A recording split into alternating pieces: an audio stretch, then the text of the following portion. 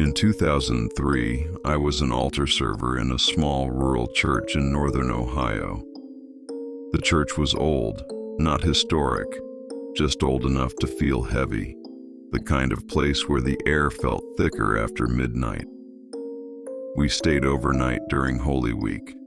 No adults, just 5 teenage altar boys, and a church that never felt completely empty. That was the first mistake. Older parish members used to whisper about a boy, a sacristan. Back in 1901, a fire broke out during a late-night service rehearsal. They said he refused to leave the altar. By the time they found him, he was still holding the cross, burned, standing, but dead. They buried him, but they never removed the scorch marks from the floor. At exactly 3 a.m., something changed. The temperature dropped, not gradually, suddenly, like the building inhaled and held its breath. That's when Tyler said, "Did you hear that?" We all did, a soft metallic click from the restroom hallway. The bathroom door was closed. We were sure of it, but now it was slightly open, just enough to see darkness inside. No light. No movement, just black. And then, the doorknob slowly turned, by itself. We froze, and then someone laughed. It was nervous, forced. "That's just the pipes," he said, but no one laughed with him, because we heard it. Footsteps, bare feet, on tile, inside the bathroom. The smell came next, burnt wood, burnt fabric, burnt flesh. It filled the hallway, and the bathroom light flickered on, but no one was inside, except the mirror. The mirror was fogging from the inside. We didn't see him directly, only in the mirror. A boy, charred skin cracked like coal, eyes glowing faintly, still holding a melted cross, and he wasn't looking at us. He was looking at the one who laughed. The door slammed shut. The lock clicked, twice. We ran, but the hallway felt longer than before, like it was stretching, like something didn't want us leaving. The next morning, we checked the floor near the altar. There were fresh scorch marks, still warm, in the shape of footprints, leading toward the sacristy. 2 days later, Tyler didn't show up. His mom said he had a fever, said he kept whispering, "He's still burning." He refused to enter churches after that, said the fire followed him, in mirrors, in reflections, in windows at night.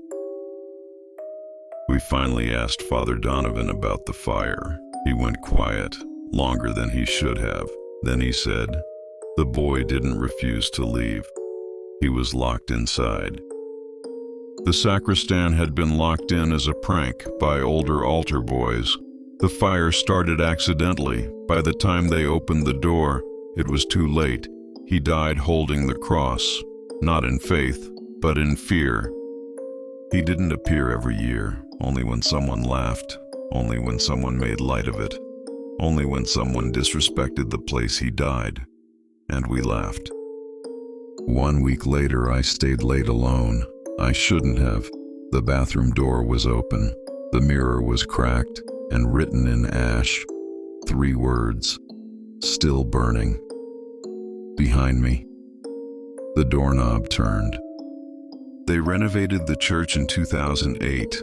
New tiles, new paint, but they never removed the old foundation, because beneath it, the scorch marks remain, and sometimes, at exactly 3 a.m., the restroom lock clicks twice, and something inside that church is still burning. 3 months after the renovation, a new altar server joined. His name was Fabian, 14 years old. Quiet, polite. He volunteered for the late vigil shift. No one warned him. At 3 a.m., the security camera in the hallway recorded something strange.